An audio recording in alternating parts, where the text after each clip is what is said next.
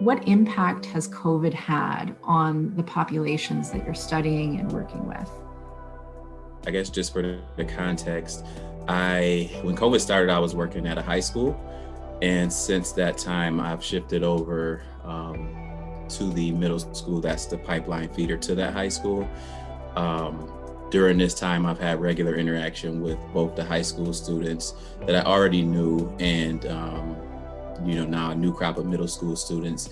It's very unique because there's a lot of siblings. So I get a lot of insider perspective and talking points with families as well.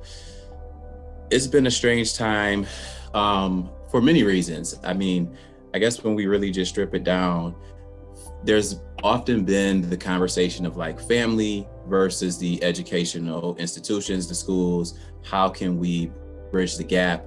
I think for some, there's the perception that on the educators' end, families may not always be doing enough, and vice versa for the families. Educational institutions aren't meeting them where they are. And I think it takes a unique set of people to understand both dynamics, because on one side, you would have to be a parent and a person that's kind of living that experience of what the family demands are to really understand what's going on from that perspective. And then there's not always many family members who can all understand like what's going on in the schools and what the demands are, what the workload is, et cetera. So this has been a shift where a lot more of that responsibility is passed over to the family now.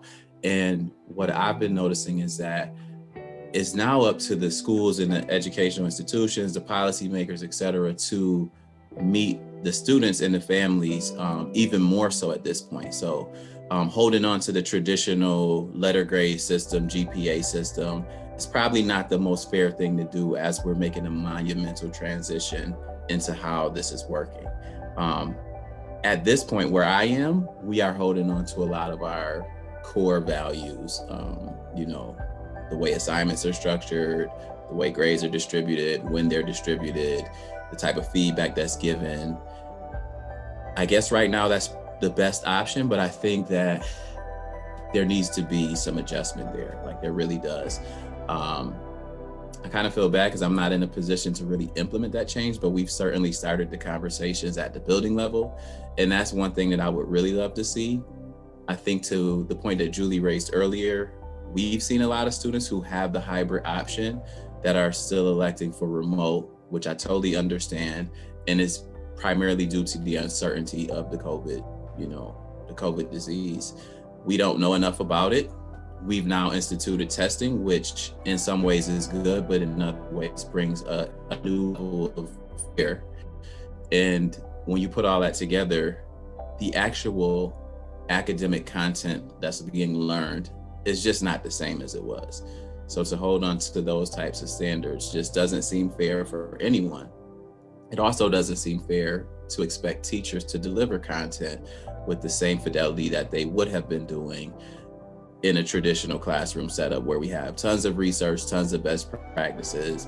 We're almost starting from scratch right now. And I think to be fair to everyone involved, we really need to lower the expectations, not in a way to just move everyone along, but in a way to be as sensitive and supportive of this change as possible. Yeah. And I think I'm hearing that certainly at the university level. But I don't think anyone has the plan set out in a way that, we can start to use it as a model in different, not just different, but different levels of education, as well as different communities. So develop that model for us, okay? Yeah, I think the current concern is that there's so many students that will be at risk of non-completion. I guess to connect it to my own research. Yeah. Based on this first season of, we ended a quarter last year and the quarter we're in this year. If we're going to hold on to those same standards, there will be a lot more risk of non-completion as we move ahead. Yeah, I mean, I work with students to code videos, and we've done it long enough that I know that I know which codes they typically have difficulty with, And it's been so interesting in a way to look at this group who started learning before COVID, and we're going to move into their reliability testing right before everybody was sent home. And so they've had to kind of pick up from the beginning again in some ways this semester, and in a new format, and everything's a little different. And what's interesting to me is that they've had difficulty with different codes than what groups have in the past. And then the codes that the groups have had difficulty with in the past, this group is really doing well on it. And so I wonder if there's if there are going to be, you were talking about changing expectations, that if expectations, it may not just be, how much you're learning, but what the content is that we need to kind of redirect, in a sense, our expectations. But yeah, certainly things have been difficult for everyone on all levels when it comes to meeting those expectations. And regulation-wise, we're still at a place where many regulations are still requiring us to meet these old expectations that we're just floundering. So I want to add to that, the online classes is kind of new in a lot of universities. So we're still trying to figure it out for master's students and doctoral students. And should you take some classes online? It should be, in person.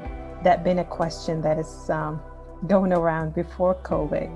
And it's interesting that a lot of students would prefer to have online class because they just learn better, in this format.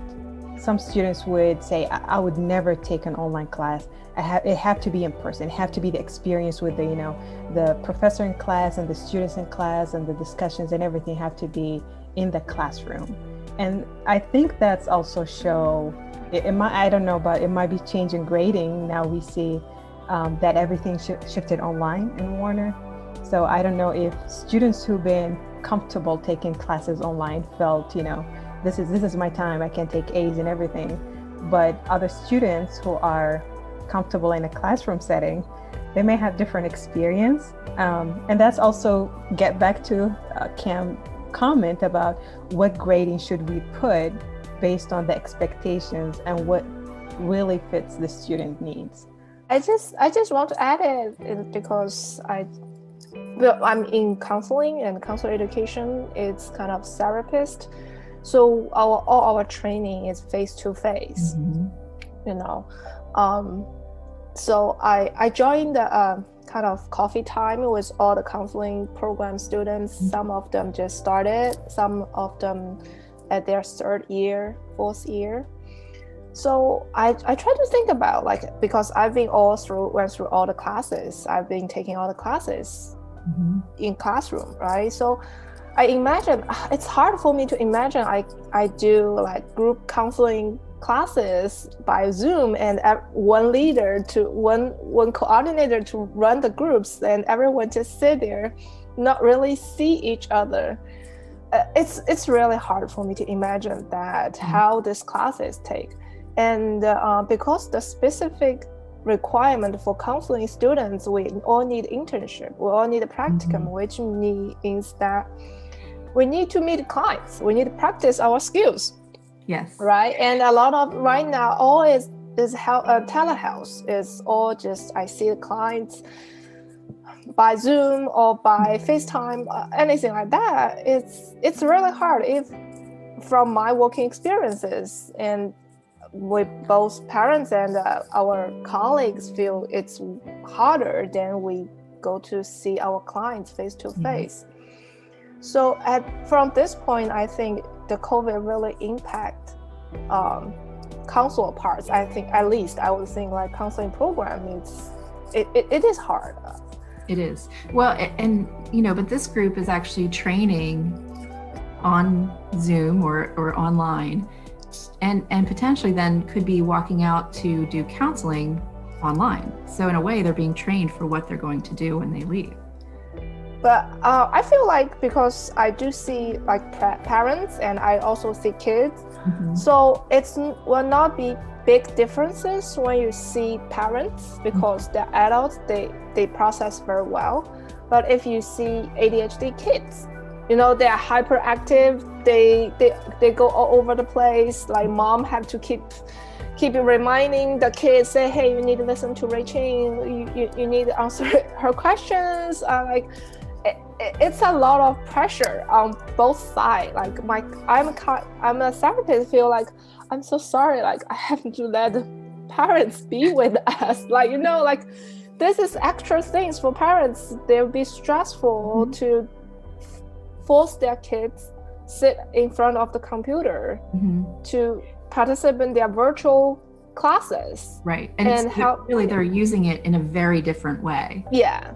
Than what they are used to using these screens for. Yes, and these kids is so hard for it. They've already have some kind of process problems. Even they see the teachers, right? So when they sit there, they don't know where to go. Like they confused a lot, and the parents have to, as Kim say, like parents have to learn all these procedures, right? So it is very hard. It's very challenging from the therapist perspective, say.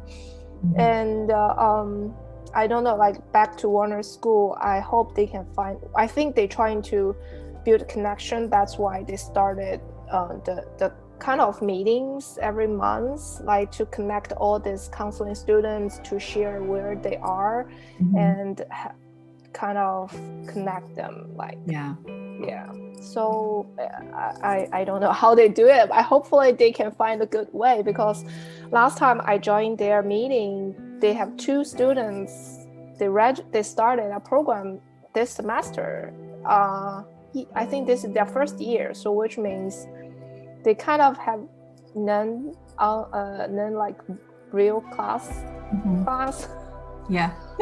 So I'm not sure how it works, and yeah. One of those things we have to just let it ride out and see how it goes.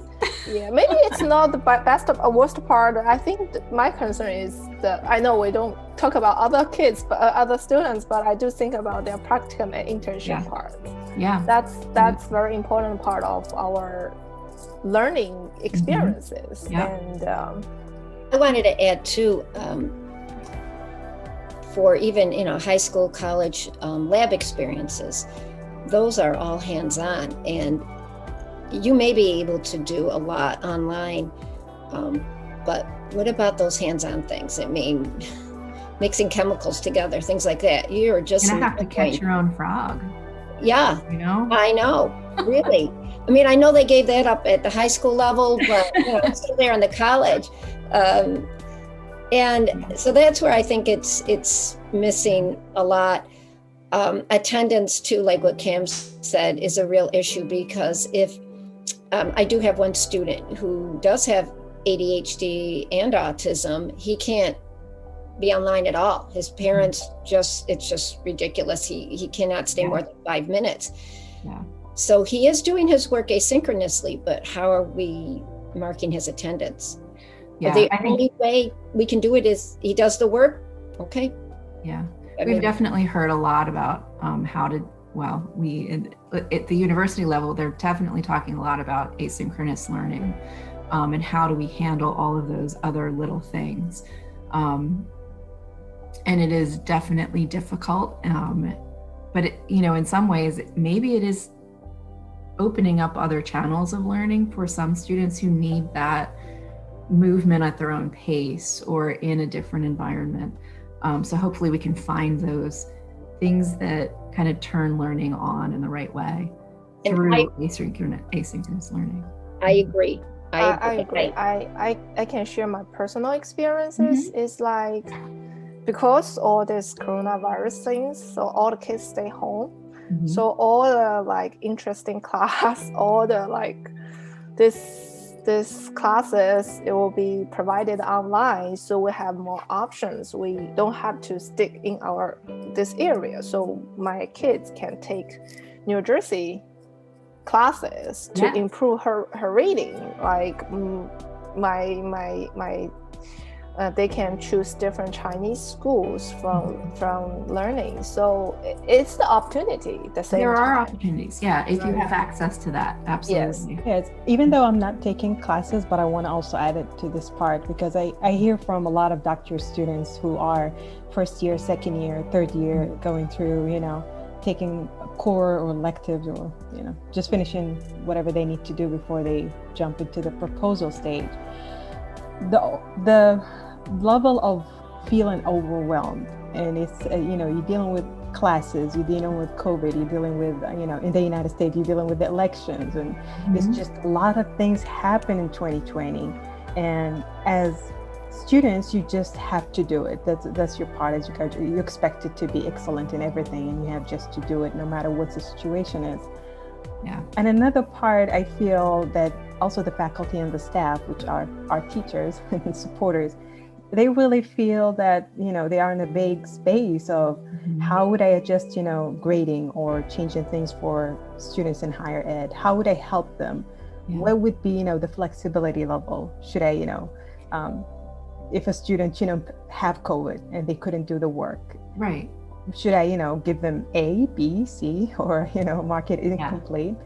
So that's another thing I think a lot of graduate students, even though in this group we don't deal with it, but I think it's really impacting some students who are into the course level. Yeah, and for many of those, well, for all of those students, I would say they were still expecting the type of program that we went through, which was in person, and coursework was happening on a regular basis, and grading was happening in a way that we expected. So I wonder if there'll be like that next group of applicants who kind of say, no, I'm expecting an online experience, like how that may shift things in a way, if it may, who knows, right?